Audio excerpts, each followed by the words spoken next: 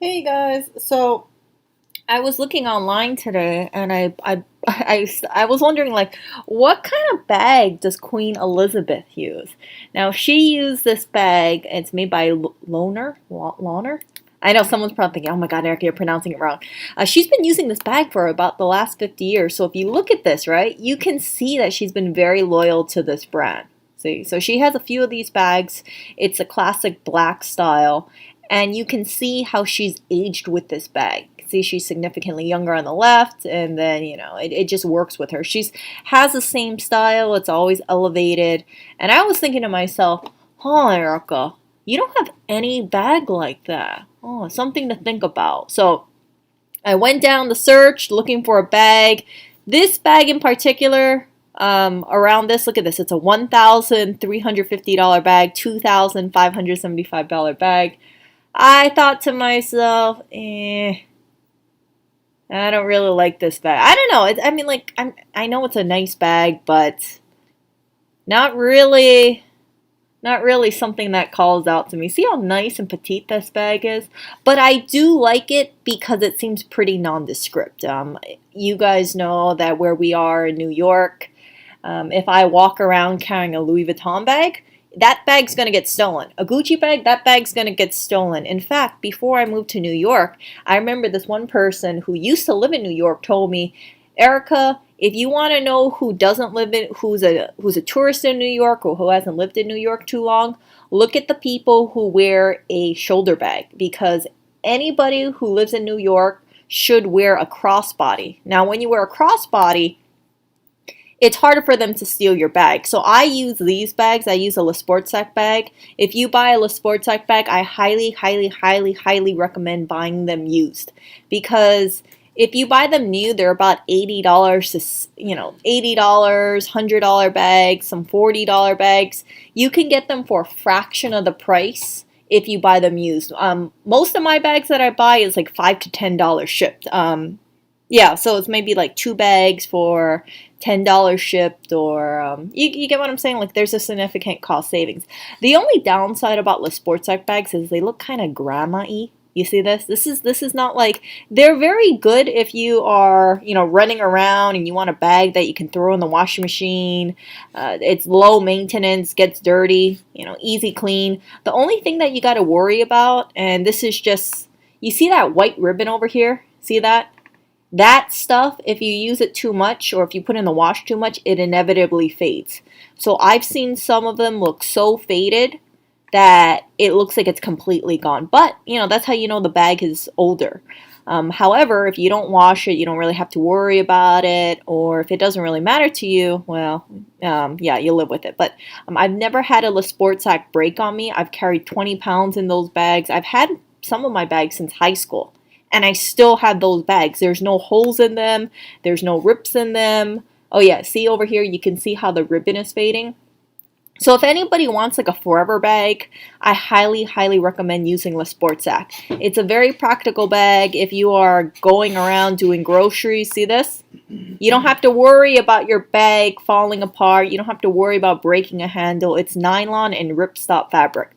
Amazing bag, cheap, when you buy them pre-owned, and yeah, I've never had a reason to throw any of my bags away. However, if you guys know, the Ross bags, the bonded leather bags, the stuff, the handbags that you find at like TJ Maxx, those ones, yeah, I've thrown those bags away because inevitably the leather starts peeling.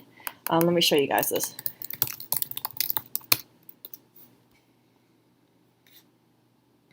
So, yeah, see this stuff? Oh my gosh. See, this is why I don't like buying cheap leather bags. Not the authentic leather, but it's this kind of crap. See this?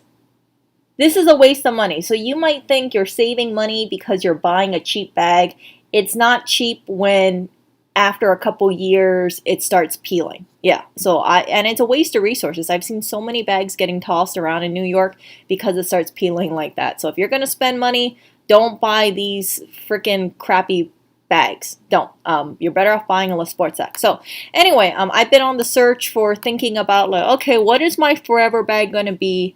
I want to find something that looks elevated and is stylish. And then I thought to myself, oh, Erica, Well, what kind of bag did your mom or your grandma use? And my mom, she really liked her Louis Vuitton bag. She carried a Louis Vuitton bag every day, okay? But listen to this. She only had a few bags that she rotated. So, can you imagine using like the same kind of like Louis Vuitton bag, one or two bags for 20 years straight? That's how durable her bag was. And she never conditioned it and it looked amazing. But I don't want to carry a Louis Vuitton bag because as I shared with you guys before, the bags that my mom had, my mom passed, it's very sentimental and they don't make that kind of style anymore. So if I have that bag stolen, it will be soul crushing to me. Like, I do not feel comfortable going out alone with one of her bags. Like, it is priceless to me, 100%.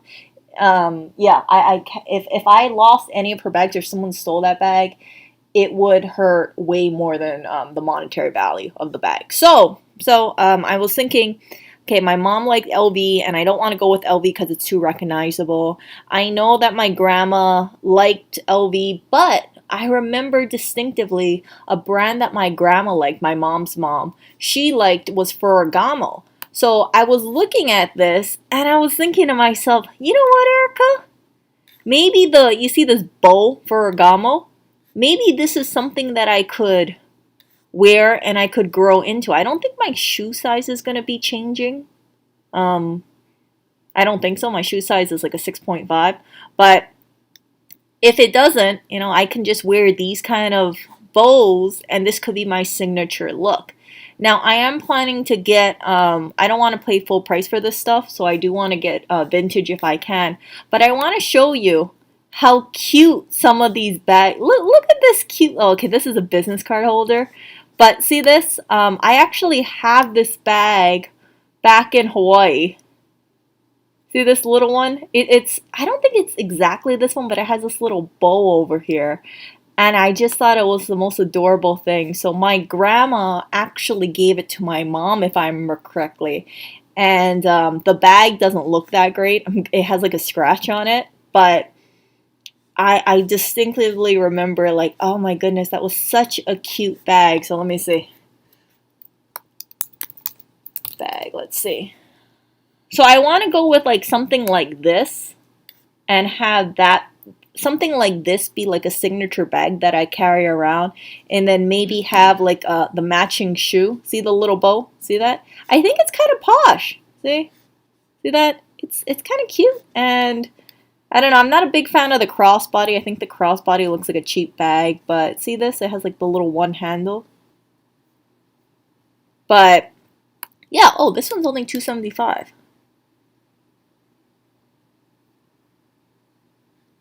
Let's see.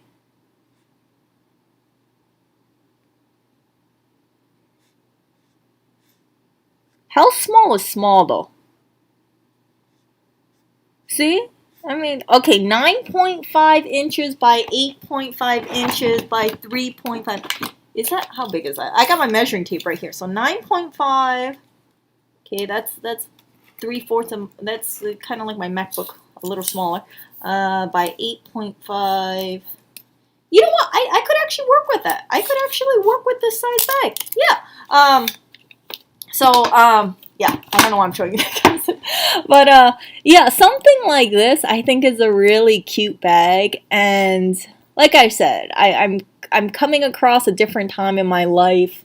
I do, and see, look, it has a little crossbody too. See that? See, I got a little crossbody strap so I can hold it like a little evening bag. And if I want to travel somewhere, if I'm on a, I want to say the Bafang or something, I could just attach the crossbody. I don't want, I shouldn't say this, but like if I'm going dumpster diving, I could also carry this bag. I know, can you imagine dumpster diving with this bag? But see, look, I have a little crossbody here so I can keep my two hands free and then have my little Ferragamo over here. So I can actually work with this bag because my little sports lock, I don't carry too much stuff in there. I carry my keys, my phone, my measuring tape. Yes, I carry a tiny little measuring tape with me. And yeah, that's it. Yeah, that's it. And then, yeah, keys, phone, measuring tape. And maybe a bottle of water. And I don't think this is going to fit a bottle of water, maybe a tiny bottle of water, but Yeah, yeah. But whatever bag I get, I'm kind of, it has to. Yeah, the only bad thing about this is that I'm kind of worried, like, what if it gets drenched? Because there's been times where I'm riding on the Bafang and my bag gets so drenched that I'm happy that I have a Le Sport sack. So a Le Sport sack is a fabric bag. So, like I said, you can put this in the wash machine. If you don't, oh look, here's, oh, this is my bag that I use as a carry-on. See this one? I paid full price for this bag. I think it was $100. I mean, $150. But I could not say no to this bag. I was like, this is gonna be my forever travel bag. But this one, oh, I'm very tempted. I'm very tempted to just get it and then have this as my like one like forever nice bag that matches with what I wear. And it, you see, it has like the little handle and it has a little, the strap. Where's the strap? So it has heavy wear and discoloration or whatever. Yeah, does it? Yeah, see, it has a detachable strap. See that? Detachable strap. So, fair condition, whatever. I know it's kind of old, this bag. Let's see over here. Do they have a, oh, see this one? I like bags with structure. So this one over here, it has, you see how the base is flat? I like that because like if I use a Le Sportsac bag, it doesn't have a strong base, so it looks very slouchy. And what I mean by that is you see, you know, sometimes you put a bag and then you put a bottle inside and it just kind of slouches all the way on the bottom. I don't like that. See like this, see? It does that slouch. Yeah, so I kind of figure like if I want to have a nice structure bag, that's a nice looking bag. This is something that would be good. How big is this bag? Oh, she's 5'10". Oh, this looks like a good size for 5'10", but I'm 5'4", so is this big enough? Okay, I mean, is this too big for me? Where's my measurements? Size and fit. Same size? Oh, same size. 9.8. Yeah, where is it? 9.8, 8.5, 3.5. It is the same bag. Same bag slightly. Does it have a strap? Where's the strap? No, I don't see a strap here. Do we have a strap? Nope, no strap. Yeah, I want a strap. So, yeah, I think this would be good. I can see myself in the future carrying one of the bow bags. I think it's the Vara bow. Vara bow bag with the Vara bow shoes, and I don't think I'm going to deviate from it. I don't anticipate having like a big collection of bags at all. Just maybe like a few bow bags. Oh, that's expensive. Look at that. 1,250. Yeah, but like a bunch of pre-owned bags, and then I can just carry it with me as I get older. And then there's cohesion, right? You guys know I'm trying to do the cohesive thing. I don't want to stray too much away from a certain style. So if I have like a bunch of flats and they all have bows on them like that, I don't like that one. But I think it would be kind of cute. Let's see. See, like this is a cute shoe. See how cute that shoe looks? I don't know how it's gonna look like on my foot, but I think it's a pretty conservative looking shoe, and it's dainty looking, and yeah, it's a cute looking shoe. It's something that I can see myself wearing, 30, 40, 50s. Maybe I still wear the same shoe size, 60s, and I can wear the same handbag. And for these shoes, for designer shoes for sure, like when they start wearing down, I'm going to take them to a shoe repair place, because shoes can last a really really long time. You can resole them. I've resold shoes. I got some shoes resold before, and it's a really good investment. So I told you guys that I have a pair of Manolo Blahniks in Hawaii, and I got them pre-owned. So when I got them, the first thing I did is I got them resold because I wanted the shoes to last a really really long time. And then yeah, so if the shoe, and what I mean by resold is, hold on, let me show you guys this. So the bottom of the heel, I mean the shoe, you see how it can get all bust up over here, you get basically a little patch put on there. See this, like a rubber thing? So that way you it you can prolong the wear of it.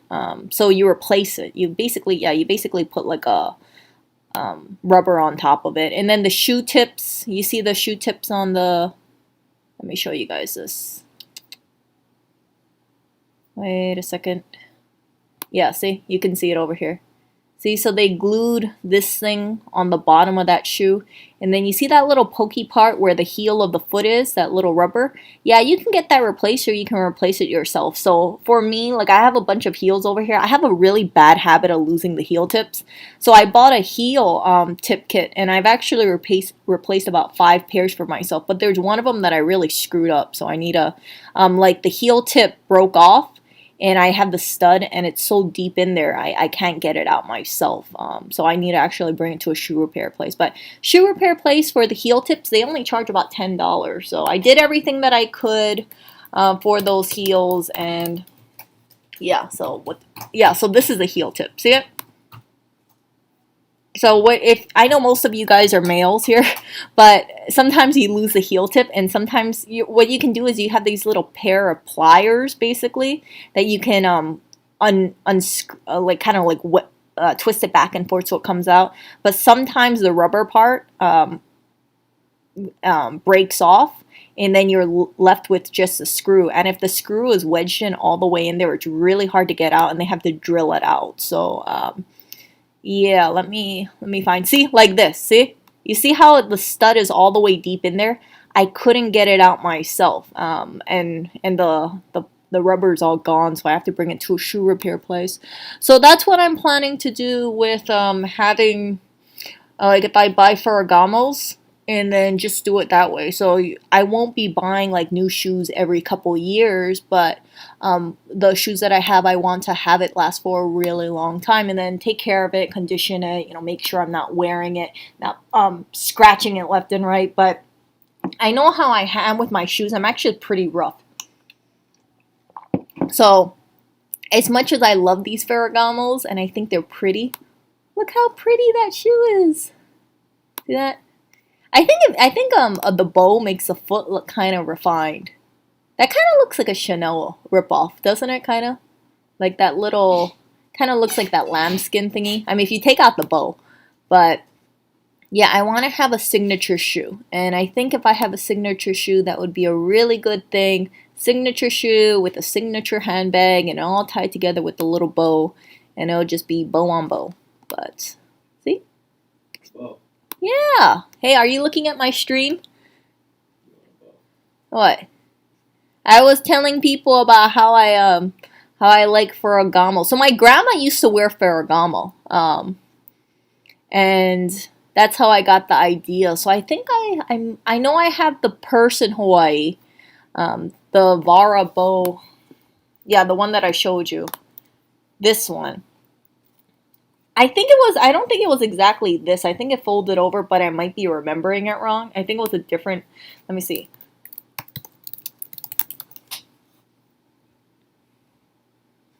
Yeah, it was like this. Yeah, it was like this. But I don't think I have the strap. See, so they do have vintage ones. And going with the vintage one would be my preferred. I don't want to buy new. I feel like we have so much vintage stuff out there that vintage going pre-owned is not only cheaper, but really should be the way that I'm going to be going. It kind of fits with my lifestyle, right? But the shoe thing is going to be a lot harder to get, so I might just buy new. But it's not a big rush for me. This is something that I would just be doing for like a number of years. And see that? The little, I don't really like that. Look at the leather strap. You can see that bubbling over there. Ugh. But see, this is a cute purse. See? And there's just something so refined about it. It's a nice structured bag, and it has that bow over there, and it doesn't look like a floppy bow. It's like a flat bow, and then you got that big hunk of sleek metal over there, and it doesn't scream like gaudy. That's what I like so much about the Ferragamo Vara bow stuff. It looks refined, and It's simple. I want to say it's like elegant. See? And maybe, just maybe, most people won't know it, so I'm not, it's not like I'm having like Gucci, Gucci, Gucci on there, you know? But yeah, see this bag, it's kind of, yeah, you see these scratches? So the one that I have in Hawaii, it has like a big scratch in the front, and I didn't know what to do about it. I was like, oh, frick. Um, but yeah, see, like vintage 1980s. See, so this is not a new style bag. This is an old style bag. So maybe there's a chance that I can get my hands on a 1980s one. I think 19 and I might be like seeing this wrong, but I think the 1980s bags or the 1990 bags, I think they seem to be higher quality than the newer brand ones. I don't know if it's just me, but when I like look at vintage Louis Vuitton, like vintage Louis Vuitton is like so much more sturdier and thicker than the current stuff. Like I refuse to buy current Louis Vuitton because it's just like I feel the leather and it feels so freaking thin and cheap, and there's replicas galore for LV. So I wouldn't even be comfortable buying an authentic LV in this, like, because if you live in New York, right, there's going to be a high chance someone's going to steal it from me. And I really don't want to give people the satisfaction of stealing a bag from me. Like, if they steal my bag, then I want it to be fake so that way they can't make money off of it. You see where I'm getting at? Like, I don't want them to be like, oh, yeah, this bag's worth like $1,000 or something. So, I feel like this bag might be a little bit more nondescript. And maybe I'm interpreting it wrong, but yeah, maybe I'm interpreting wrong. But this is not something, how would I put it? I would only get the crossbody version of this. I don't want to just get, I would get the one that's like a dual crossbody and then handbag too. But it's not a bag that I would carry around all the time for sure. Like if you go to like a nice dinner, if you're gonna go out, then that's like a bag that you carry. But this is not really the ideal bag to be dumpster diving. Yeah, this is not a dumpster diving bag. Maybe spontaneous dumpster diving, maybe, but yeah, I don't. It'd be kind of strange, right? Dumpster diving with this bag. I mean, yeah, I mean it could work. It could work. It's just, yeah. So let me read over here. Let me read chat. Rolls Royce. Some people like the Rolls Royce. Yeah. So see these simple style bags. This is her. Is this really her bag collection? Look at that. I like the middle one. The middle one I think is kind of cute. You see the two little buttons. Rolls Royce is okay. Let's see. Yeah, this car looks okay to me. It's a little blocky, but it's okay.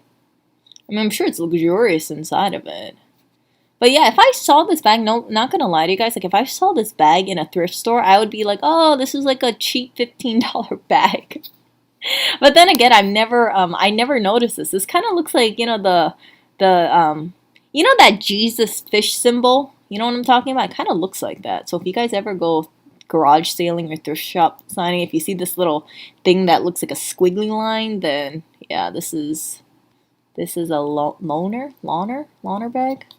But I don't think it looks like a very expensive bag. It looks like one of those like cheap Chinese made bags, at least in these pictures, right? Does this look like an expensive? This looks like a $25 bag to me, or something I would see in TJ Maxx. At least in my opinion. Like, that looks like a really freaking cheap bag. If anyone tells me that's a $2,575 bag, maybe it's different in person. Like, I would not believe them. I'd be like, this ugly, gaudy looking, cheap, gold looking thing? Really? That looks like a cheap bag. That looks like a AliExpress bag or something. But no. It isn't. You gotta go with this black one, so. Yeah. I just don't see it. But anyway, she likes these bags, and but keep in mind, like the way she dresses, it looks very like her clothes are all, custom made, so she can pull off this bag. But for the rest of us, it just look really tacky. Like if anybody wears this kind of bag with jeans, it just looks cheap as hell.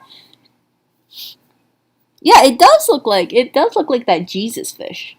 In case you guys are not familiar with the Jesus fish. See that? It kind of looks like the sideways version of this. See it? This one versus this one. See? It's like you turn it 90-degree Jesus fish. Once you see it, you might not be able to unsee it.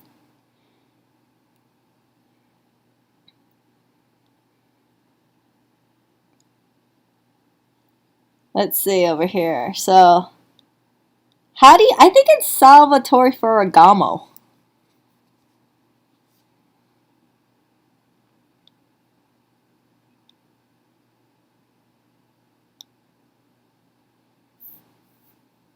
No, I actually plan to wear shoes, but it wouldn't be okay. Let me put it this way. So when I think about like shoes, some women they have like massive shoe collections, right?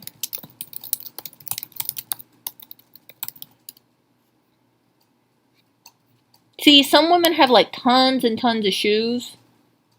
See, they go kind of crazy with that, or they go like a bunch of heels, and um, like it's not unusual for me to see like people with like tons and tons of shoes.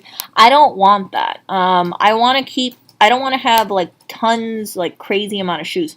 But what I do want is I do want there to be like some shoes that's kind of consistent. So if I have like a whole bunch of shoes that matches with my purse, right? It looks a little bit more put together um, than just like random cheap shoes. And I've shared with you guys before, like I don't believe in buying cheap high heels. I don't mind buying cheap flats. Like I think most of the time, like if I'm wearing flats, like just casually, I wear these like $5 Walmart flats because they get the job done. But for high heels, like I don't mess around with that because I know most of you are males, but if you have like a cheap pair of high heels, they're really freaking heavy. Let me show you guys like clunky, like these high heels. Oh my gosh, they can be so freaking heavy. Every time you wear them, it's like having a block on your ankle. Yeah. So if you guys don't believe me, next time if you go to like a cheap shoe store or something, try lift some of these high heels. Oh my gosh, they're heavy. And not even just this style, but some high heels, like a stiletto. I think stilettos are pretty. Some like Forever 21 high heels, they're deceptively heavy. So they don't seem that heavy, but you feel them and you're like, wow, that's so heavy. Gosh, so I like wearing designer high heels because the designer high heels are significantly much lighter. And if you wear a high heel, you can feel the pressure on the ball of your foot. So it's, in my opinion, it's really imperative to have a really good high heel. My favorite one, I don't know if what's the one that I wear, my black ones? I have, let me show you. I remember it was like a $600 high heel. And I didn't bring it with me here. But it was like, oh, this is like a couple years ago. But it looked like,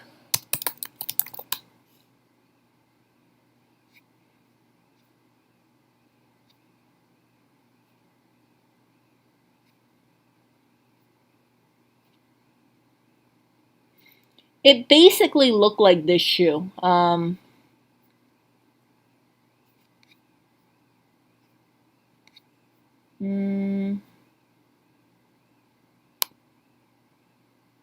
Yeah, basically like this shoe. I mean, you can't really get that much different than a black closed toe high heel pointy. Taller than that one. Let's find it. Yeah, like this. Okay. Yeah, something like this. So this is how my high heel looks like. I wish I had a scale so I could weigh that shoe and then compare it with a cheap shoe, like a Aldo shoe. But yeah, you can really, really tell the difference. So if you know any woman who only likes buying designer heels, keep in mind, it might not just be because of the brand name. It could actually be because of the weight. So I used to buy cheap high heels, and then I find that I only wear them once or twice because I got so pissed off at how heavy the shoes were.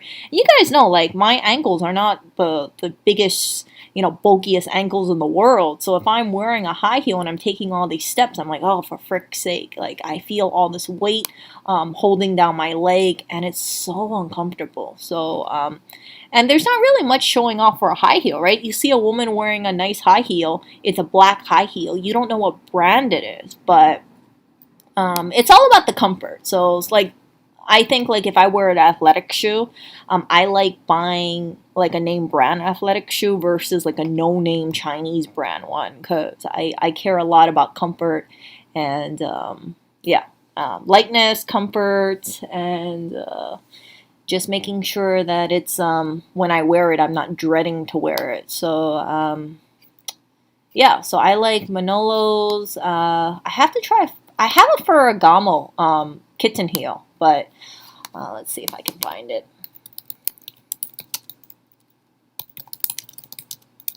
I think it's like a tropical color. It's like an orange one. Can I find my shoe?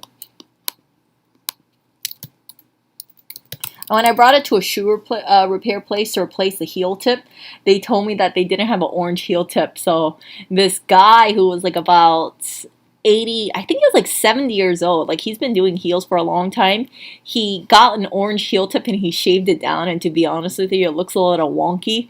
But I told myself, I said, you know what, this is a nice older gentleman, and he tried his best to make me a nice Ferragamo heel tip, and it doesn't look that great, but you know what, I'm gonna keep it because it was kind of cute. I mean, it's wonky, but yeah, so if you look at these heel tips, oh, I don't know if that's, yeah, it was like yeah,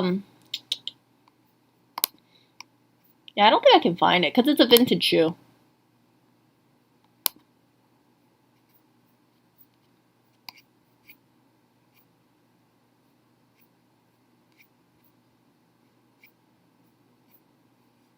Yeah, they have so many different things. Oh yeah, so mine's is kind of like this. So if you look, you see how the bottom, it kind of has this like flat bottom over here. It's not like a standard heel tip. Yeah, so that's why that guy had to like shave it down, and it looks a little wonky, but that's okay. So yeah, so I do have a few of shoes, but again, they're all in Hawaii. The cheap ones I have over here.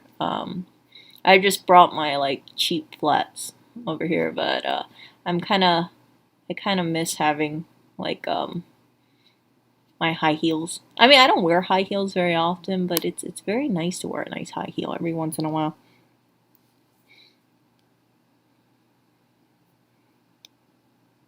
Oh, you know what? Okay, you know what? Platform heels. Okay, platform heels are hellish. Oh my gosh. Okay, so when you're okay, you see these heels? Let me show you guys this one. Okay, these heels, for instance. Okay, it looks cute, right? Okay, I guarantee you this heel's probably really freaking heavy. And then the problem with this is that you might think like, oh yeah, this is great. You know, it's like it looks tall, but you got this platform underneath the ball of the foot.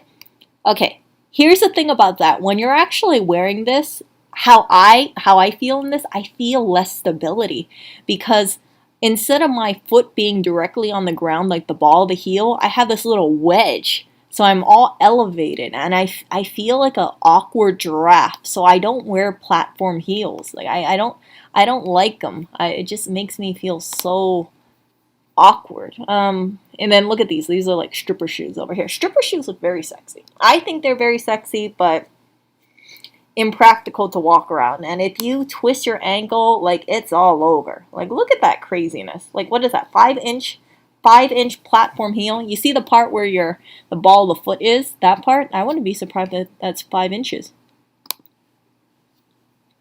How big was that? Does it say? Okay, it's an 8-inch heel. So how tall is this part? 4 inches?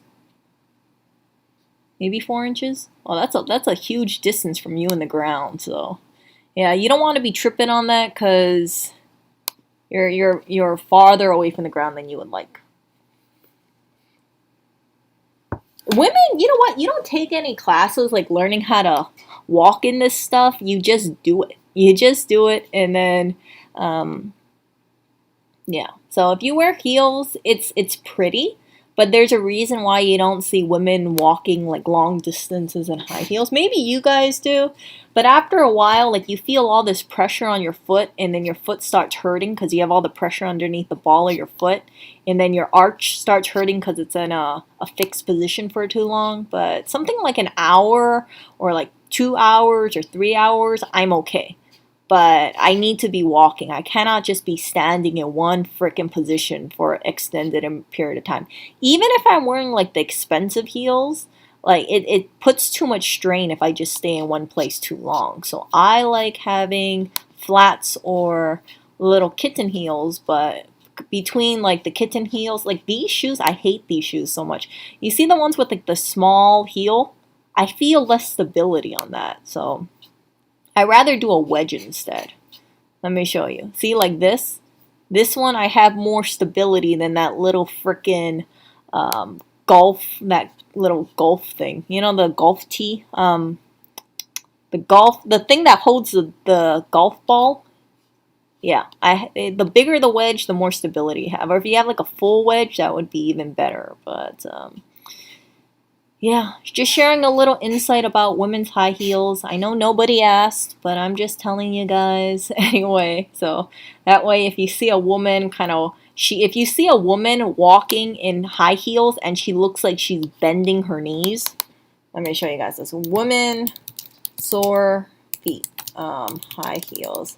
You can kind of tell because they start walking with their knees bent, and then if you see their feet look really red, you know they're in a lot of pain. So as a woman, when I see women kind of like, when I see women like struggling, they look like they're struggling to walk, I think like, jeez.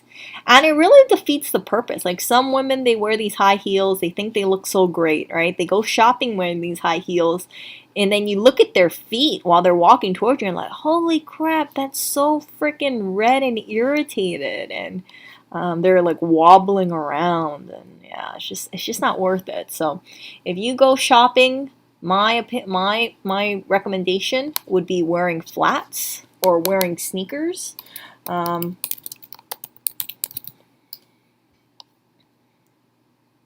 See, like this, something like this. Like your feet's not gonna be hurting.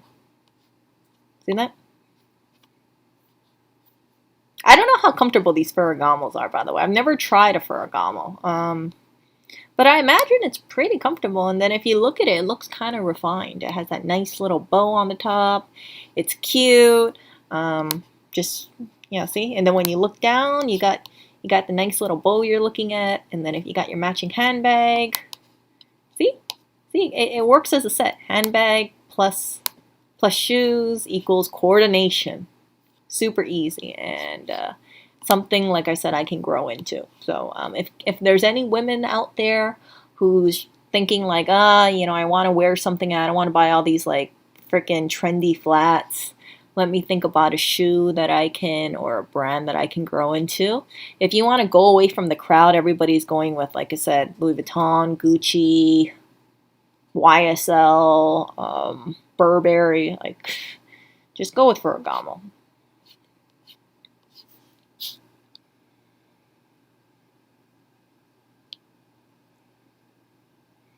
No, high heels are pretty because it. Okay, let me show you guys this. Women's, women's their leg and their butt looks more extended when they're on high heels.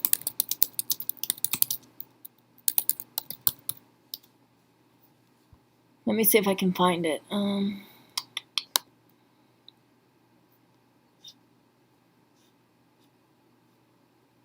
Okay, here we go.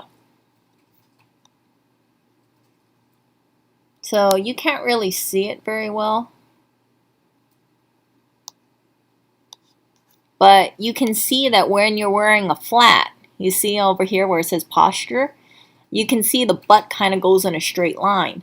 But if you wear a high heel, it curves. You have more of a curve. See that? So that's why women's butts can look more perky in a high heel versus a flat. Like I look more stumpy in a flat. But then, you know, everybody looks more stumpy in like sneakers versus a high heel. So high heels also make your legs look longer. So you look longer, skinnier, and leaner. And look at this. They also say the pressure, right? The higher the heel, the more pressure there is on the front of the foot. So after a while, it can cause bruising. And then, so if you have a 1-inch heel, it's 22% pressure, 2-inch 57, 3-inch 76. I personally like about 4.5-inch high heel for myself.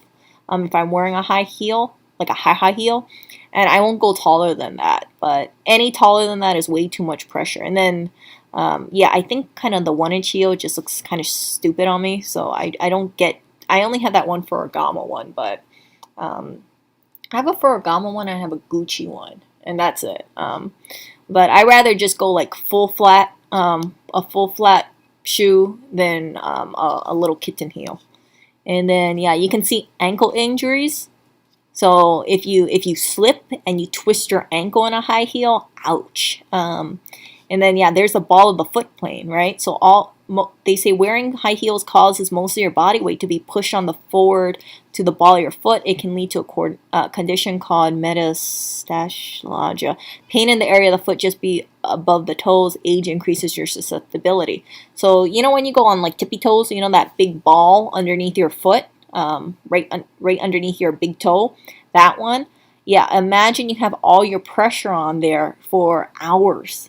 So it can really, really hurt. And yeah, and then you got hammer toes where when you squeeze your foot in there, yeah, I don't really have much to worry about that. But yeah, you can end up with corns on your feet if you have ill-fitting shoes. And yeah, that is because you know it rubs back and forth, right? So yeah, and then let's see. Yeah, so they talk about knee pain, calf pain. You put your pressure on your Achilles tendon, and then you end up, oh yeah, the pump bump. Oh yeah. So if you see a woman who wears high heels, usually you'll see a blister or something.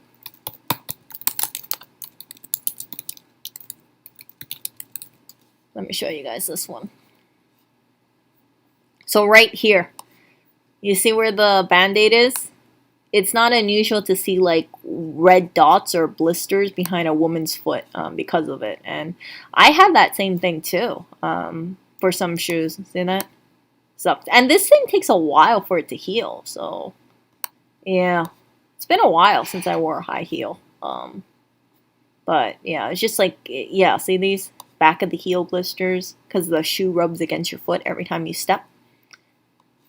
Does not feel good. So anyway, maybe that was TMI for some of you, but I know most of you guys are males, so I just wanted to share that with you guys. If you see a woman who's wearing high heels, please do not think it's like super comfortable if it's super tall. She's probably feeling a lot of foot pain after a while. For some women who wear like very high heels for extended periods of time, and they're just like walking around always standing, I kind of think like, ow. These people probably can't wait to get to put flat shoes back on, and then they don't have to worry about that. But I think there's high heels are so pretty, and I think they're very, very sexy.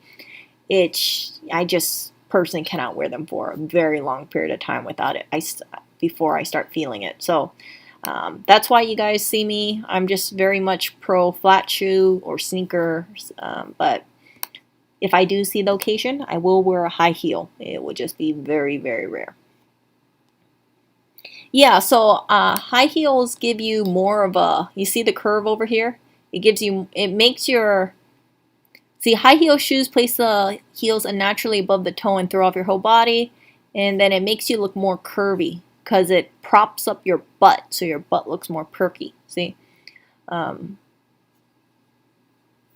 So that's why women like wearing any woman, in my opinion, they look really good with super high heels, like 4-inch high heels.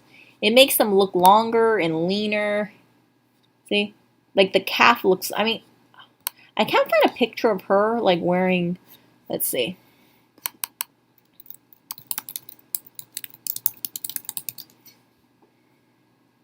Can I find a picture of a woman standing up?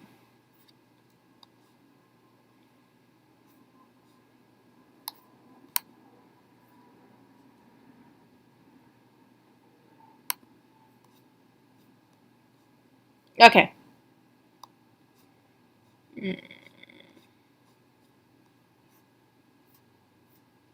I think this is a pretty good example. So, assuming this is the same woman, which it could be very well be the same woman, you see how the leg on the left looks longer and more curvier than the right? It's because the leg is you have more length of it. It looks more smoother, versus like leg plus foot sticking out. You see it has this nice little curve where the foot arch kind of goes upwards. You see that? Versus like an L shape. That's why heels look more elegant, in my opinion, than flats. Oh, posture heels and flats. Let's see. Oh, here we go. Here we go. So yeah, this woman, if you look at her, you can see her legs are more extended when she wears high heels versus the flats. Come on. Come on. Okay, here we go.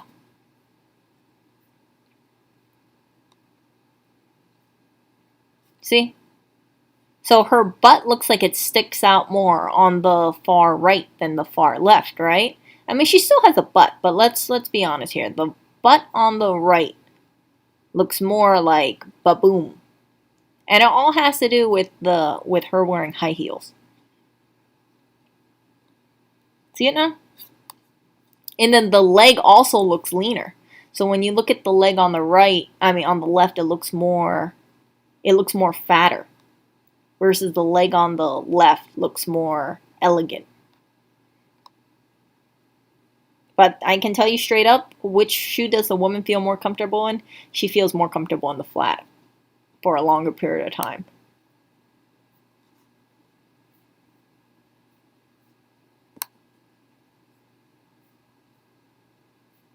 Yeah, I don't know if this is the same woman, but here we go. Look from the back view over here.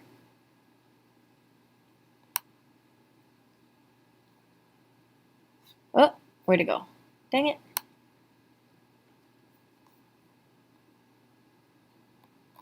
I think it takes me back to Google. Oh, goodness. Okay.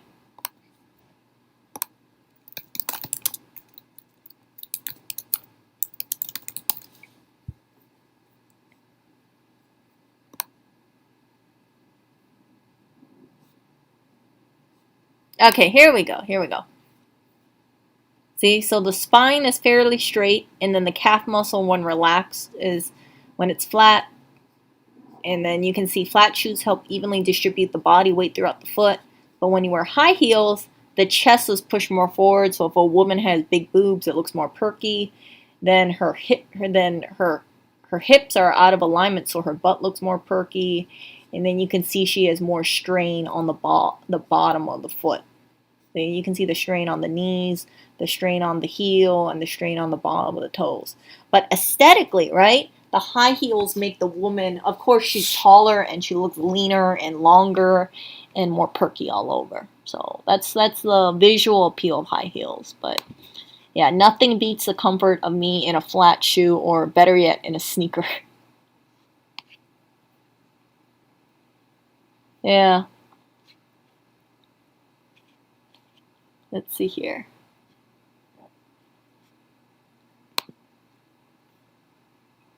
Okay, so yeah, sometimes when I see women, if they're in a lot of pain, they start walking with their knees like this. Now, I don't know if she's in pain or not, but you see how her knees are bent?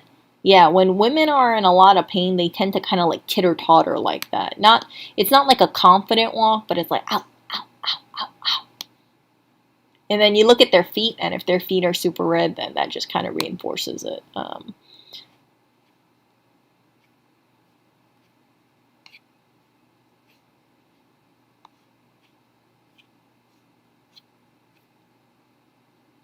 Let's say women.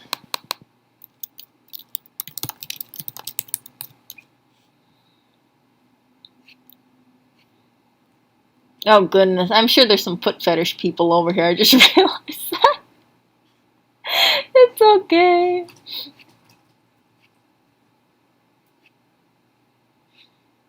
Yeah, so when I wear high heels, usually I have to like massage my foot just like this because I'm like, ow, there's so much pressure over there, like that.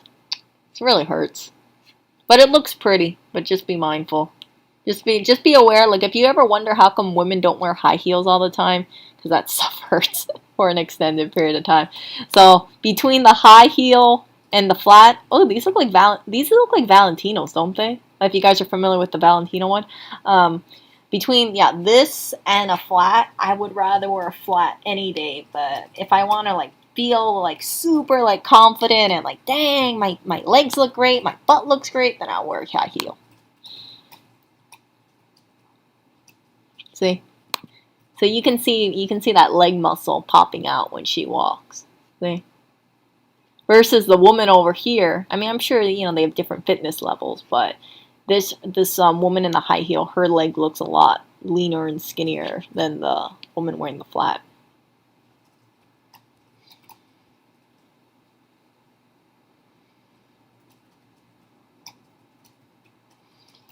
Yeah, heels were originally for guys because I didn't know that. Heels give me a headache every time I walk through the door frame.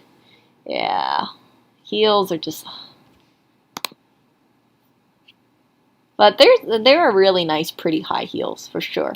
Um, I thought like a way to. I thought about like wearing shoes like this. You see, they kind of look like I think these are loafers, like loafers or something. I thought these were kind of nice because from the front they're kind of pointy, right?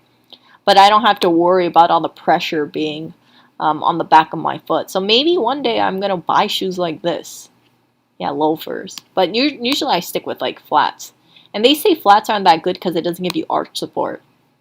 But most of the time when I'm walking around, you'll see me in sneakers. See? But they're nice. They're nice.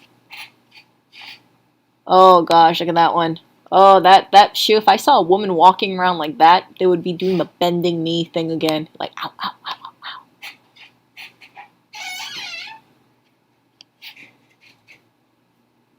Let's see over here.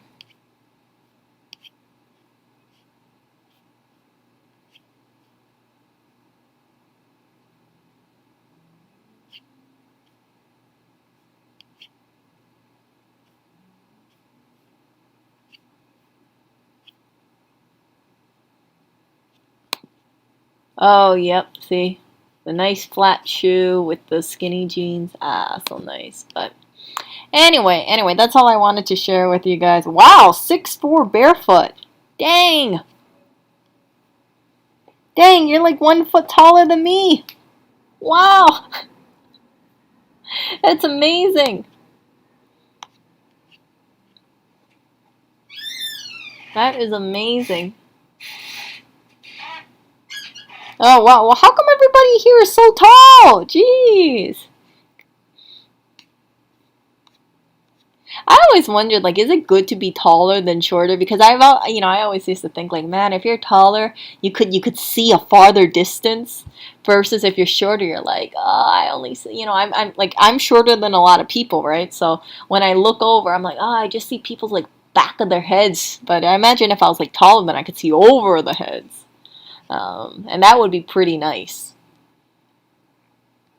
Dang, okay, everybody here is like taller than me. 5'10", 6'4", 6'6". Is all your parents like super tall? Because I remember had this one classmate, right? She was 4'11", but she says her parents and her siblings were all close around 5'9".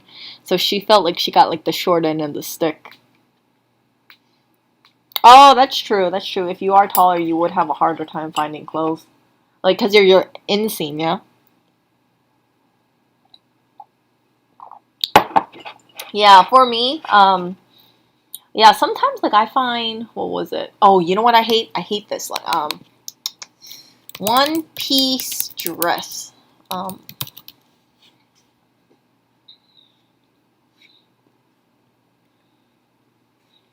Like there's these some of these one piece long dresses.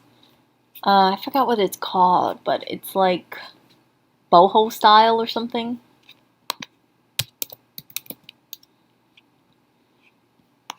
Not that one. Okay, there's some dresses that I've seen kind of similar to this, and they're supposed to be chic and long. I kid you not, I have seen some dresses that are freaking taller than me, and I'm like, whoa, whoa, like that. That's just. I mean, I think it's like a U neck.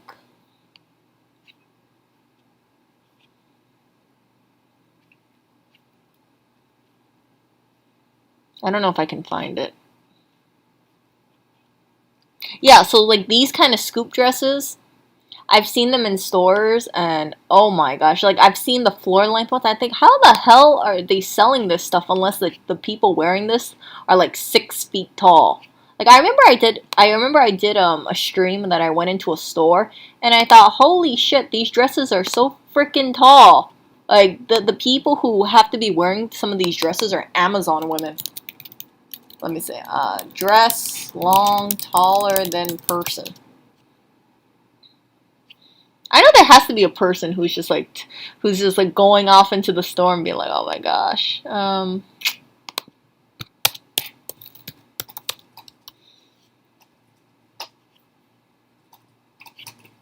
Maybe there's nobody in there. But yeah, some women's clothing very very tall, and it makes me feel like I'm like a little troll doll or something. Yeah, the long story short, punch the belt line on this just is a V too weight. You can't see any further, but people can see you. Same with her. She's 4'11". Her sister is 6 foot tall. Oh gosh, yeah. Yeah, so some of these dresses that you see with like if they're very long and they got the long scoop neck, I've tried some of these dresses and I'm like, holy crap, this is gonna go all the way down to it's gonna go way too low and it's way too long. So I tend to stay away from a lot of these dresses because my inseam is kind of short. Like I have a 28-inch inseam, so I would be considered like the short-legged one. So I just usually go with like certain styles and I stick with that.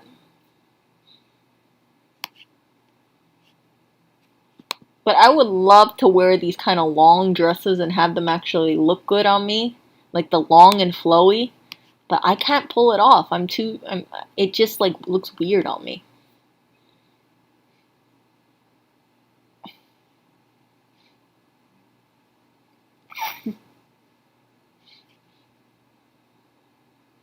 So I've always wondered, for some of these women who wear these super long dresses, like do they get them tailored or does it just naturally fit them? That's been my age-old question that I see some of these long dresses. Like who the hell are buying some of these dresses? I don't see these like freakishly tall women in Hawaii. And when I say freakishly tall, I say that because a lot of women around in Hawaii are about 5'3", 5'4", 5'3", 5'2", around or 5'6", like all around that thing. So seeing someone who's like 5'11", you're like, whoa, whoa, whoa, that's so tall.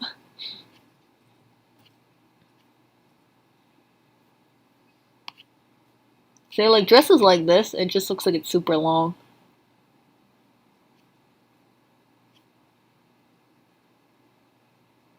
That's a nice dress. I wish I could pull this dress off, but I can't. That's a pretty dress though. The slit's a little high, but I like the print.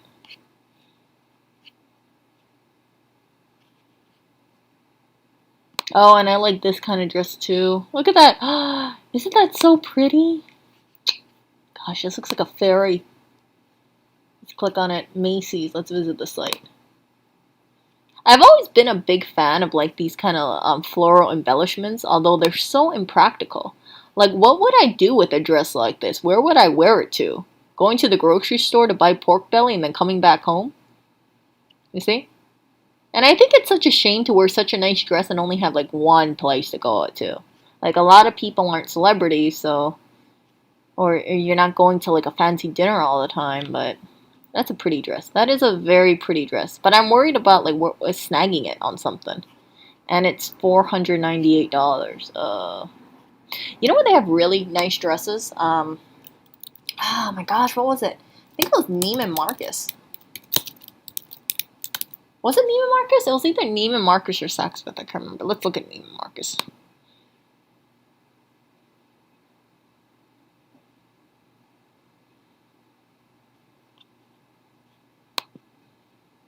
So this is me window shopping.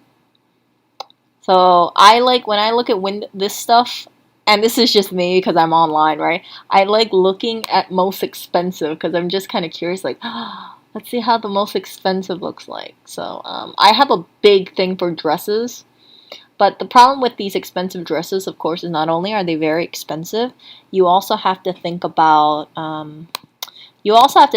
dry clean, and dry cleaning is very pricey. It adds up, right? You go out, you dry clean your clothes, and it would just be very, very pricey. Okay, let's see. Let's go hide alone.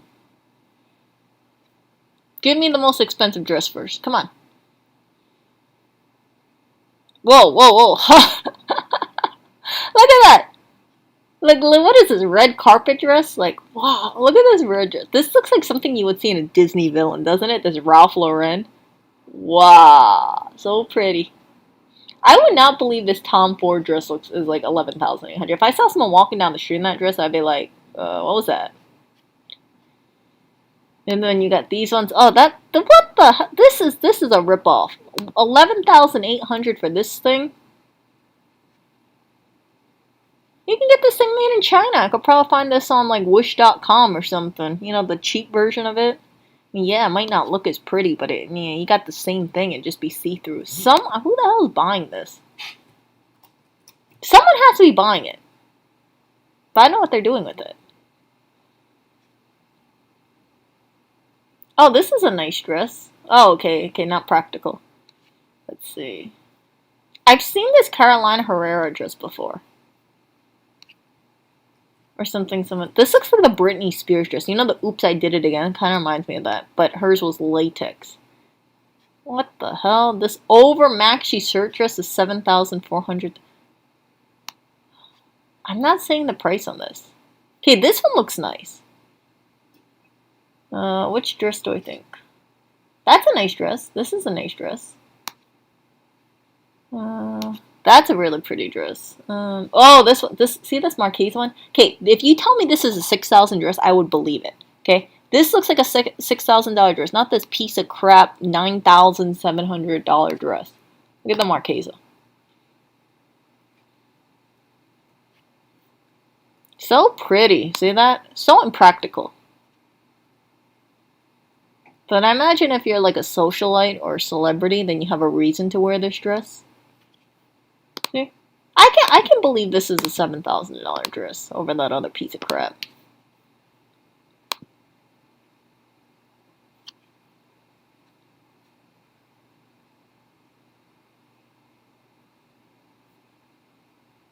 This one, I don't think this looks like a $6,000 dress. Well, holy toll. Look at that.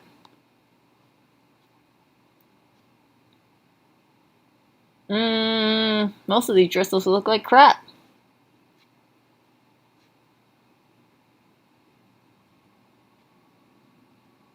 Do these look like $6,000 dresses to you?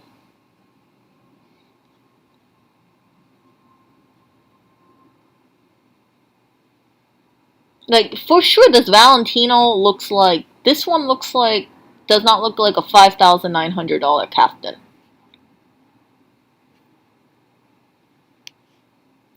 And for sure, if I saw someone walking down the street with this, I wouldn't think it was 5,700 something.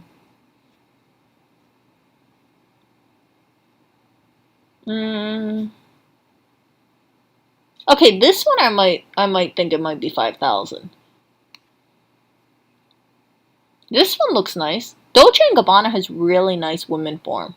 I really like I really like the shape of their dresses.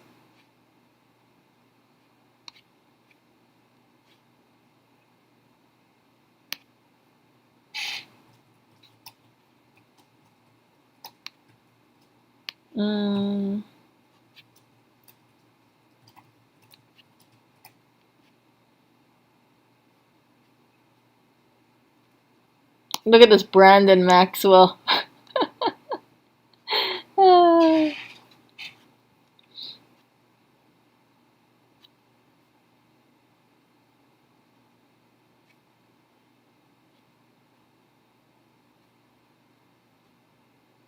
I'm just not seeing it. Like this does not look like a $4,000 dress to me.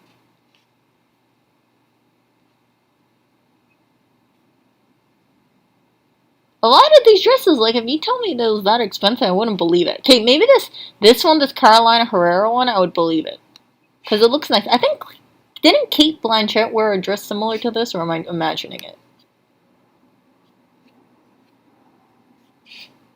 Wait, I'm pretty sure she did. That's a nice dress. Oh my god, look at this lazy ass thing. This looks like $4,200, you guys. Okay, pre-order.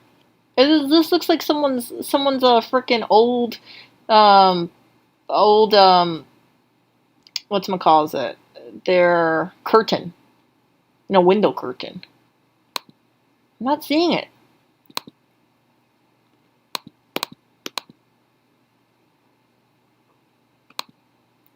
You guys seeing it? Runs true to size? Oh hell no! This is not no true to size. That's not true to size. It's ridiculous. Even people would say like, what kind of body do you have underneath it? Nobody knows. Okay, this is a nice one. See, this patchwork from Dolce and Gabbana. I really like Dolce and Gabbana a lot. But I refuse to buy their stuff because they say some really terrible things. And I'm not going to repeat it, but if you want to look at like the Dolce and Gabbana controversy, they've said terrible things about like Chinese people. And they've said terrible things about like they said like Lady Gaga had she was like fat or something like that. And I was like, screw you. So, yeah, I won't ever buy Dolce and Gabbana clothing because of that, because I thought it was so hateful. But I do like their clothes a lot. See that? Like that's a really pretty cocktail dress. But I could not, in good faith, like buy a new one. And if I did buy one, or if I did have one, I would tell everybody don't buy this. Like it's a nice dress, but don't buy it.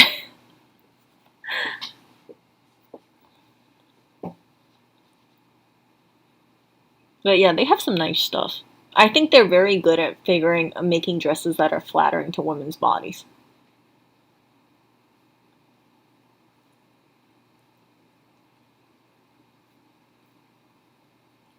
And they make really good men's shirts too. Like, see, this is a cute looking pencil skirt.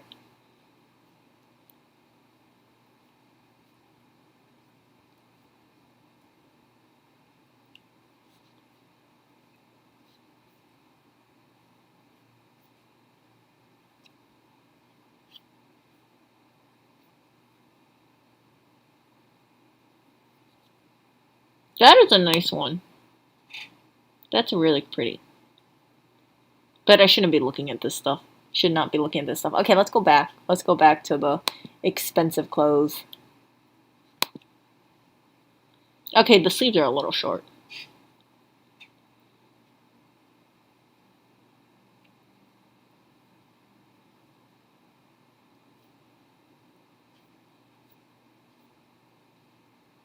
Mm,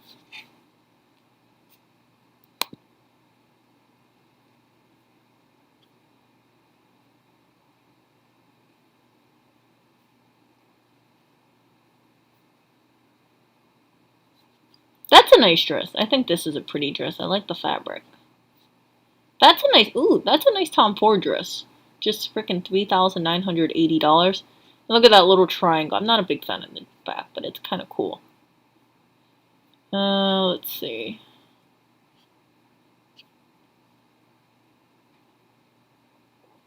Oh, the Stella McCartney looks like an eyesore. Oh my gosh. Oh, oh lordy. Mixed print. They weren't kidding when they said mixed print. Look at the mixed print. Oh, ugh. Kind of looks like something a clown would wear. Maybe it's just me. Like the collar looks kind of clown-like. I'm not a fan of it.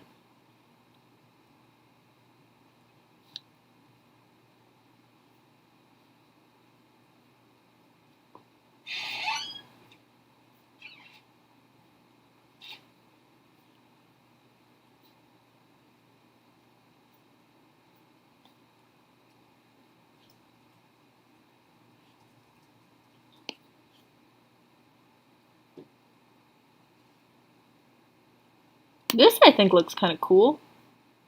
But 3,500, I think you can't go wrong with the embellished halter top like that with the crystals.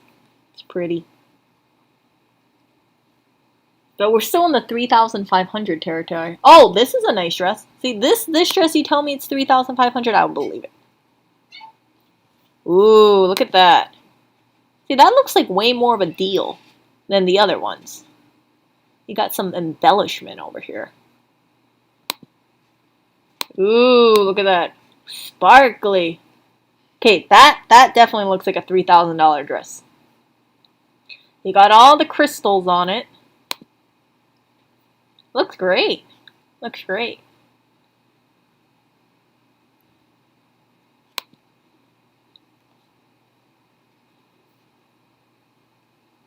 Actually, you know what? Let's see if I can do crystal embroidered.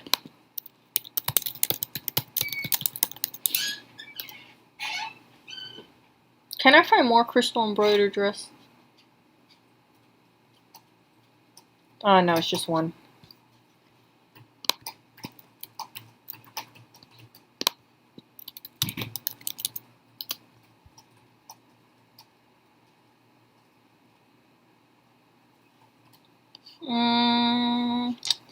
Escaro. It's kind of nice. Let's see how this one looks like.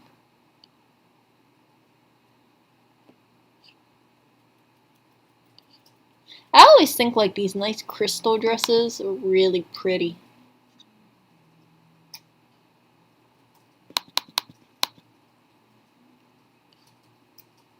That looks pokey. I don't know how it's affixed, but that looks like it could snag on something.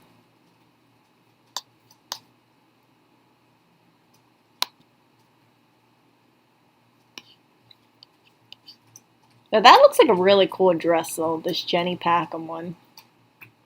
That looks like you're getting your money's worth for sure. 3,500 compared to the other crap that I saw. And then, oh, this looks kind of cool.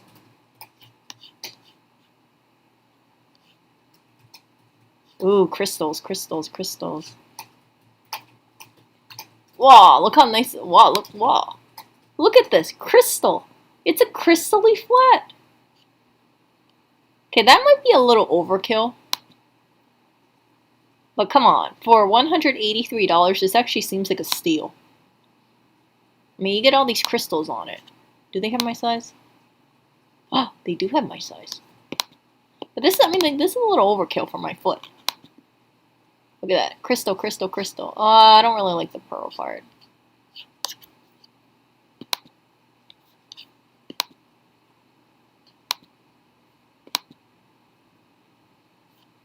Might be a little too gaudy for a dumpster diver, though.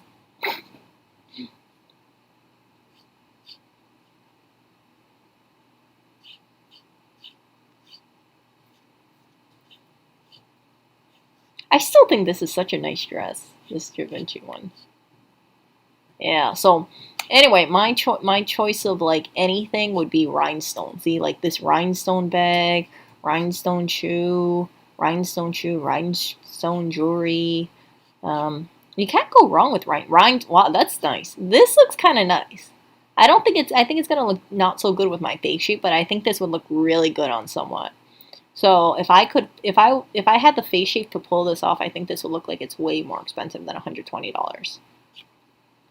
That looks really good. Let's see. But yeah, let me bask in this. Oh, it's so pretty. Doesn't this look so elegant? I think this looks so elegant.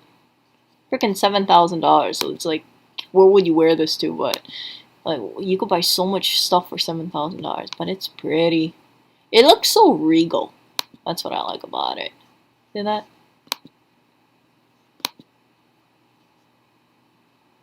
Look at that. Pretty dress.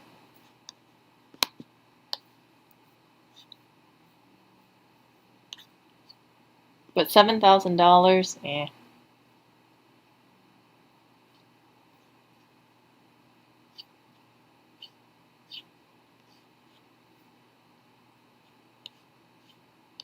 I think that's a cool bag, this canteen bag. Useless though, useless. Let me look at this.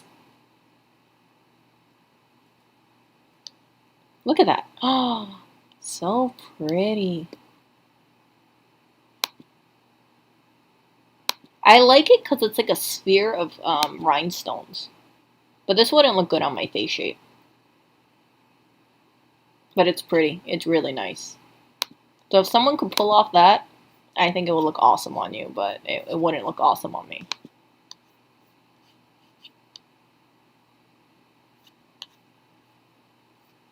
What else does Kenneth J. Lane make? I'm just curious.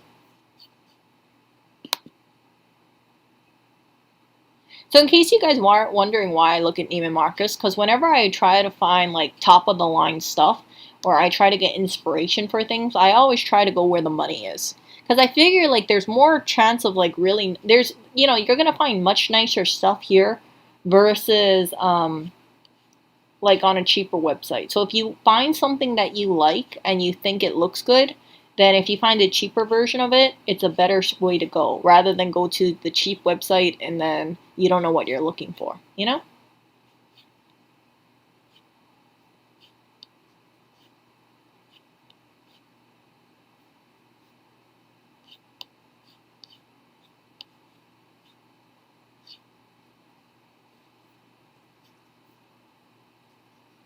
Let's see. There was one, I think the emerald one looks pretty.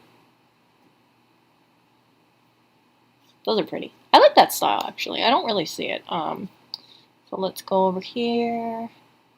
Let's go.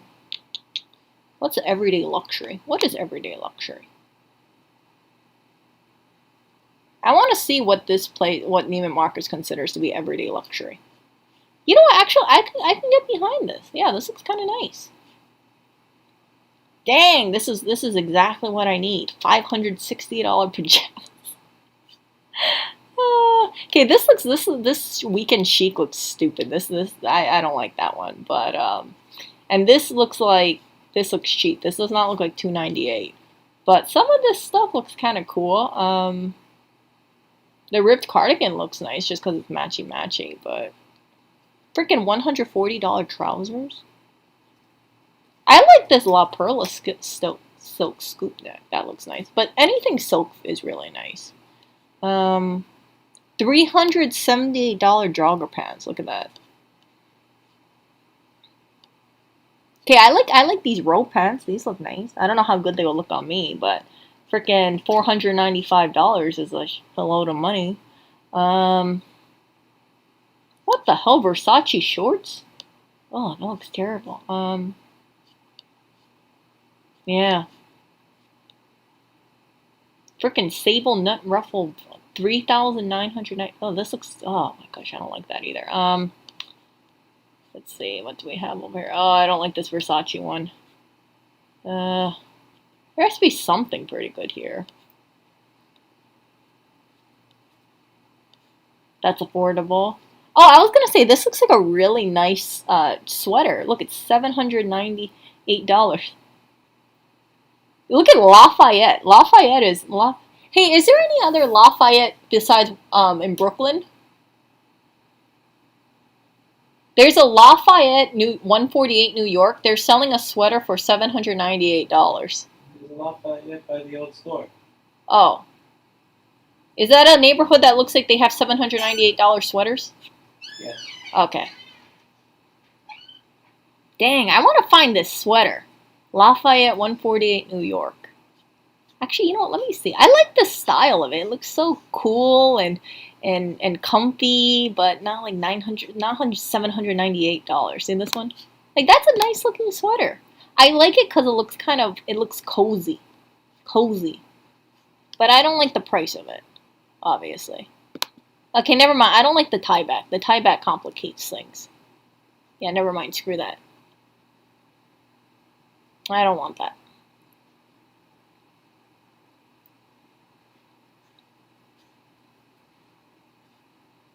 So in case you guys are tuning in and you're wondering like what the hell is Erica looking at Neiman Marcus website, it's because like I'm just like browsing and I kind of like looking at this website to get inspiration about certain things like, oh, what kind of style do I think would look good on me? What do I like? Okay, let me try to find something similar and then maybe I can find the cheaper version of it. Not freaking $798 sweater.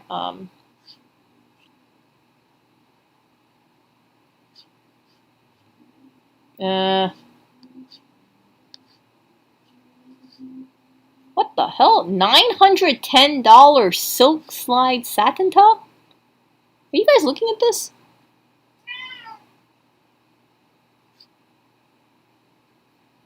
That ugly thing? Oh, jeez. Someone's buying it. See, this sweater looks expensive, but I don't think it looks $2,000 expensive.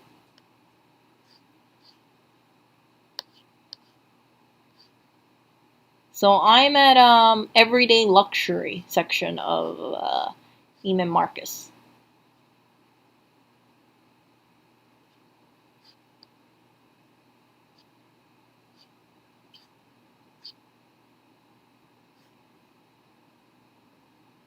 I'm not seeing everyday luxury for $548. Okay, so there's an outlet. There's an outlet for that Lafayette.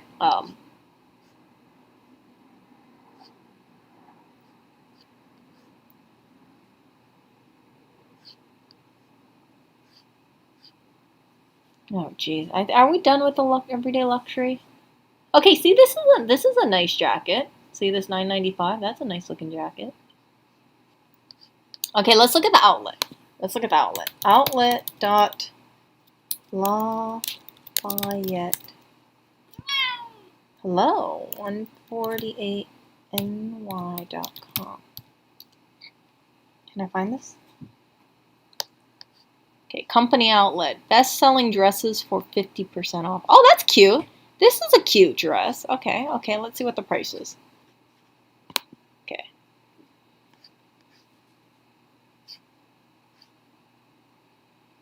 Okay, so this wool blazer looks kind of nice, but I don't know how it'll look on me.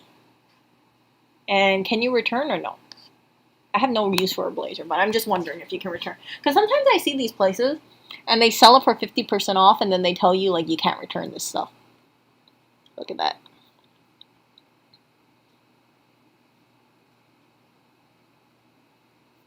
Yeah, you really want to see this stuff. You want to try it on. Ooh, those are cute. You see these flats? You see these shoes? I kind of like those. You see the X's? See, so that's what I'm gonna be thinking about, like getting flats like that. That looks cool. Uh, that looks like a very comfortable shirt. 239. Jeez. Uh, $299 shirt. And this is the outlet.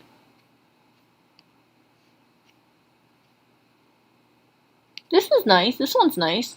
How much do you think this blue shirt is, you guys? Huh? I think it's $200 based on what I'm seeing. Yeah, I like this blue one. I don't know if it'll look good on me, but it looks cool. Ah, damn it! No, they don't accept exchanges. Yeah, 224. See, this is what I don't like. You spend 224 bucks on it, and then you don't even know if it looks good on you. It could look stupid on you. So who the hell's buying this stuff? People with like lots of money?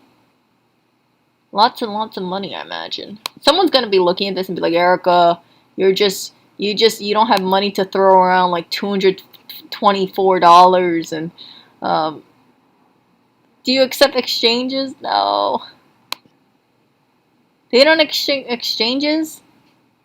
They don't accept returns.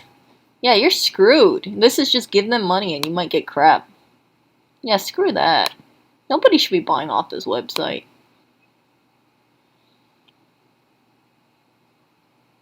Yeah, screw that. Screw that. Like, you have no way of trying it out unless you go into Neiman Marcus and you had it, you tried it, and then you could say like, oh, okay, I exactly want this specific shirt in this specific size. You don't know how it's gonna look on you. Like a lot of the clothes that I try on, like I don't like it. I end up like putting it aside because it looks wonky on me, or it's too tall on me, or it's too wide on me, or it's yeah. Let's look at this Lafayette 148.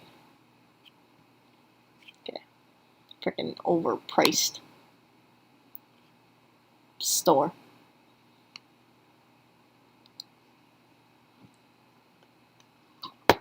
I tell you this though, their return policy is uncomplicated. They don't even accept returns.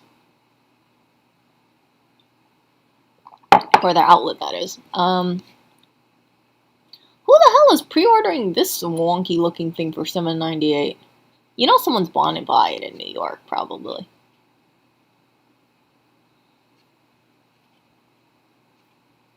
Yeah, screw that. Freaking $268 for a shirt that looks like it came from Hanes or something. See this? This is the New York markup. Look at that. Cotton stretch basic tee for $248. If I saw someone with this shirt, I would think it was like a $12 shirt. There was no way I would think it's $268. Is it made out of reflective materials or something? No, it's just cotton. I mean, maybe it looks like a really good cotton shirt. Like, if you look at the details, maybe it feels more silkier. But, I mean, like, I have a few shirts like that, where it looks, like, if you look really close up, it looks like it's really well made. But how much people are going within 1 inch of my shirt, or 2 inches of my shirt?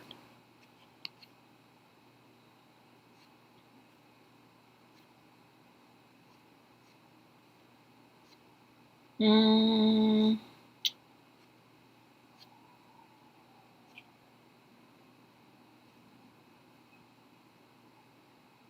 This, oh my god, look at this $5.98 shift dress. Oh, ill-fitting, in my opinion.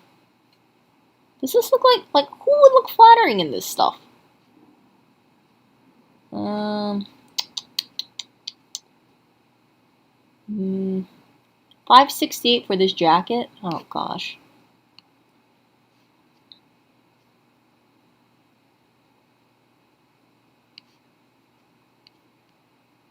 Okay, this one actually looks like it might be worth the money. See, finally, we are looking at something that looks like it, but this is like, wait, this is an $800 outfit. Actually, 1,400.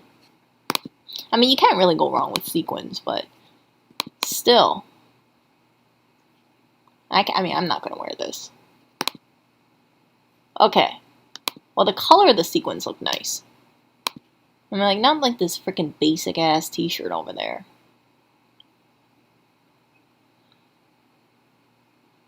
There must be a high thread account. See, this silk blouse looks nice. I think that looks kind of nice. If you can pull it off. But this one, this Georgette blouse, I don't care for it. It looks slouchy. Even on the model. You know this model's like way taller than I am, too. I've seen so many different variations of these kind of blouses, but that's a nice looking blouse. I don't know if it's $5.98 worth, but it looks good on that model.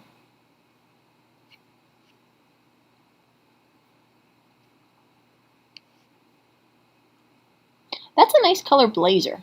I will give it that. Like, I would love to have an emerald green blazer. That would be real, like this color, like a dark, shiny emerald green, I think would look really nice on me, but freaking $6.73. Okay, let's see. I'm like a size 2 or 4. We'll just go 4. Oh, same price. Doesn't that look cool though? That's a nice looking blazer. I like the green of it. It's like a very vibrant green.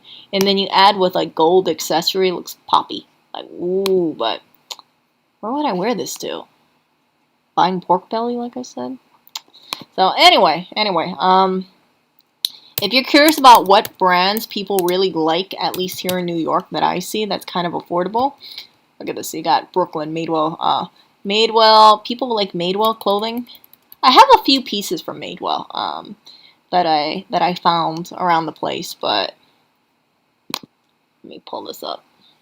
Madewell is basically land of $100 dresses, but their stuff is actually made well. I really like their clothes. I actually have this dress. You see this ruffle button down dress? This one. I have the blue version of this dress. And just you see how it doesn't look that great on this woman? It doesn't look that great on me either. It's a freaking bestseller. I was thinking like I should get a belt for that dress, but yeah, it's like some of this stuff I'm like, yeah, I don't know. Maybe this kind of bummy look is the way to go. But they do make some pretty nice stuff. Like that sweater looks very comfy. Like, oh, come on now. It looks terrible. They weren't kidding when they said lazy daisies. Look at that. Body shape? What body shape? I have a body under there. See their dresses. Clothing. Good clothing. And I like looking at dresses. Dresses are great because you put less effort into putting it. You have less clothes to wash, right? You don't have to worry about washing your shirt and your pants. You just wash the whole dress. And then hanging it, instead of hanging two pieces, you only hang one piece up. So, yeah.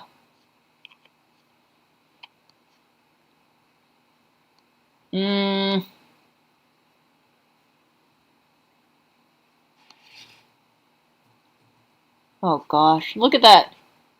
Freaking $79 dress.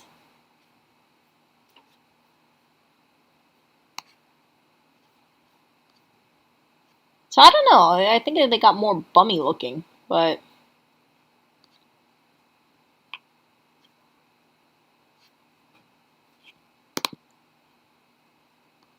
okay, see this one's not bad looking.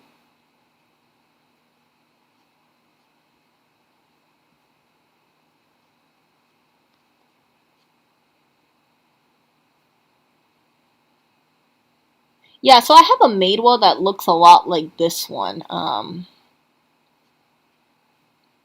And it's made out of silk. Maybe it's something like this. Is this one made out of silk?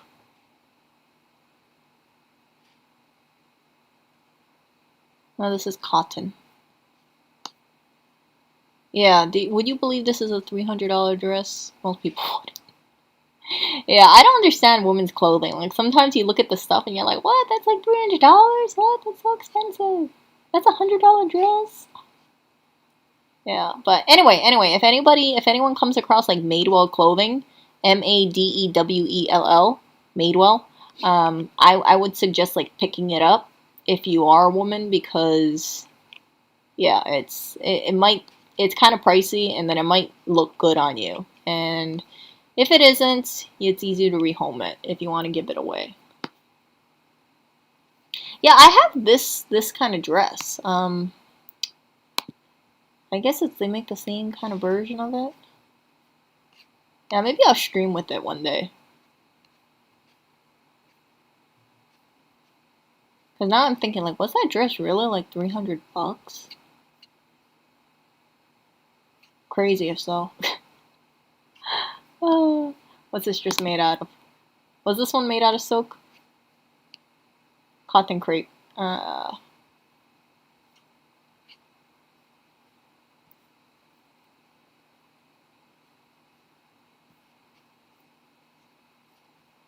Look at that. Only 4 installments. $370 dress. Not seeing it. Not seeing it. Yeah, we have Uniqlo. We have Uniqlo in New York. I have a bunch of Uniqlo pieces in the closet. I like Uniqlo because it's cheap and it's the heat tech stuff really does work. And if I destroy it, or then I don't worry about it. It's not like you worry about staining like a $370 dress or something like that. Yeah, so sad thing is like a lot of the clothes that I do have in the closet, you probably won't see me wear it out. If I do wear it out, it would only be like, it wouldn't be me dumpster diving or something like that, like the nicer stuff, because I don't want to be a target. But I don't mind streaming with my clothes. But I haven't done like a face stream in a while now that I think about it. What is this one? Back ruffle maxi dress.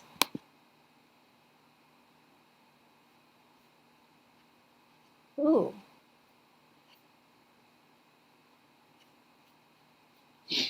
Oh, I don't like the open back stuff.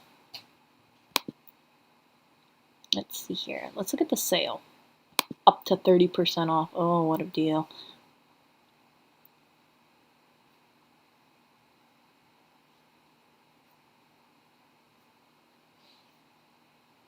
Look at this. Oh, look at this. $25 Supima Essential Tea. You know, if this was that freaking Lafayette brand, this would have been like $200. Oh, I'm just giving shit to that Lafayette brand. Ridiculous.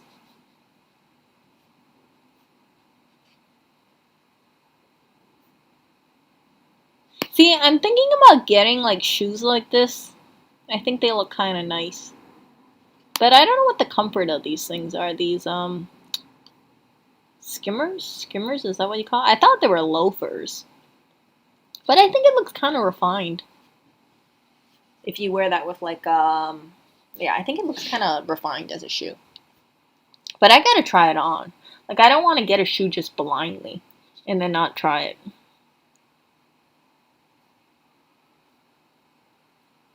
Yeah.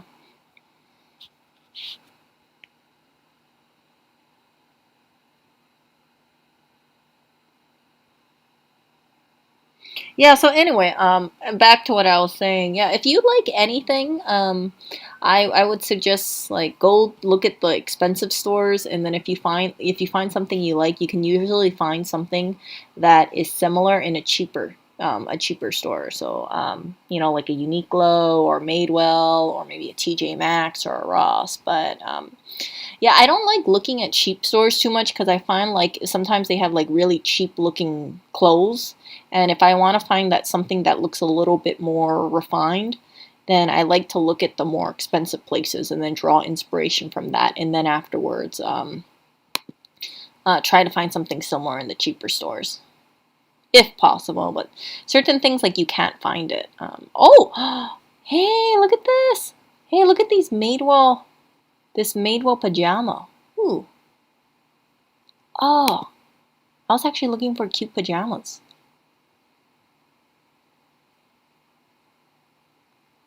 Oh, these are kind of cute. Oh, freaking $45 for the pajama pants. That's a $90 pajama set. See that? Kind of cute though, yeah? Yeah, I'm looking for like a really cute pajama set.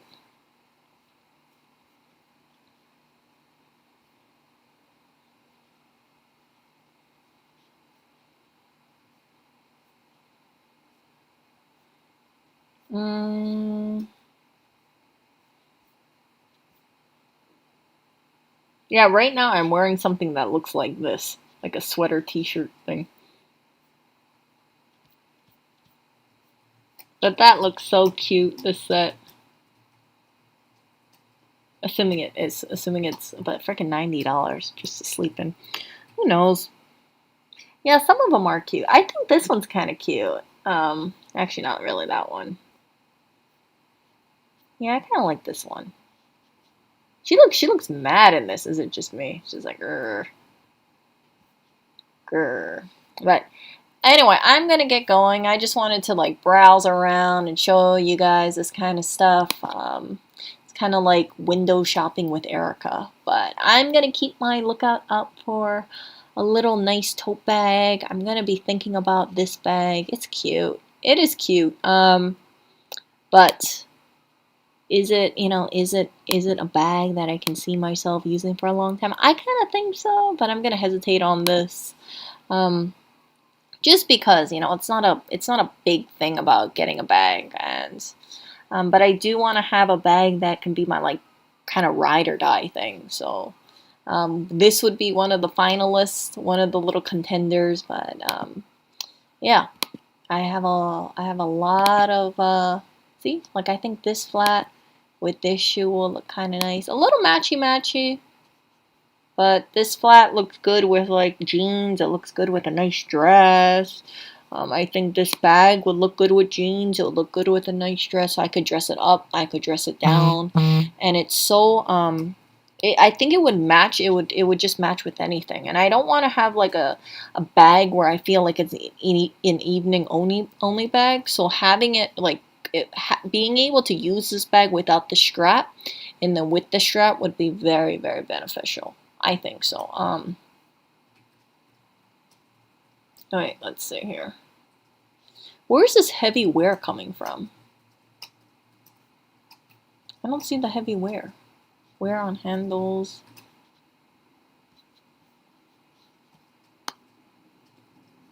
I don't see the heavy wear. Oh yeah, there's some wear. You can see it. Wait, is that wear? Oh, that's wear. See there? Freaking. I don't know what she used for that. Leather polish? Who knows?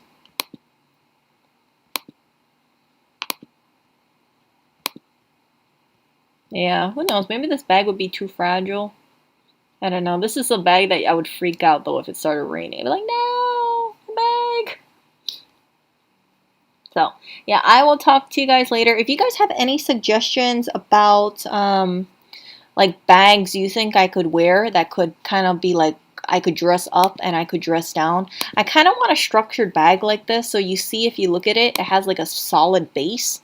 So if I put something in it, it doesn't get all slouchy. Because all my bags right now have like it doesn't have a solid base. So if you guys can have any recommendations about what kind of bag I could get, and maybe instead of this one, you know, definitely let me know in the comment section if it comes to you.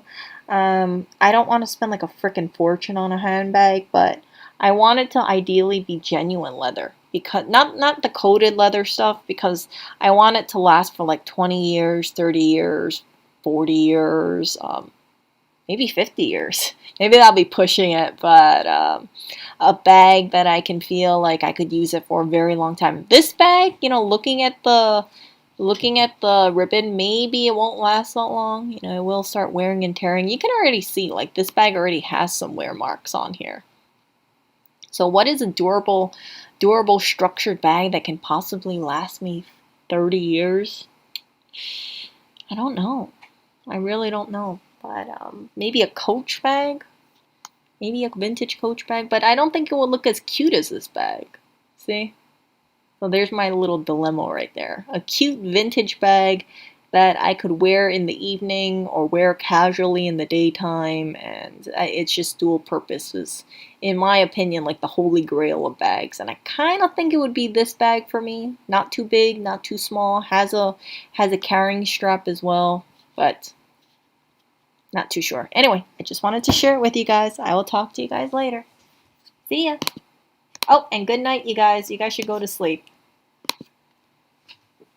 Okay, I'm done.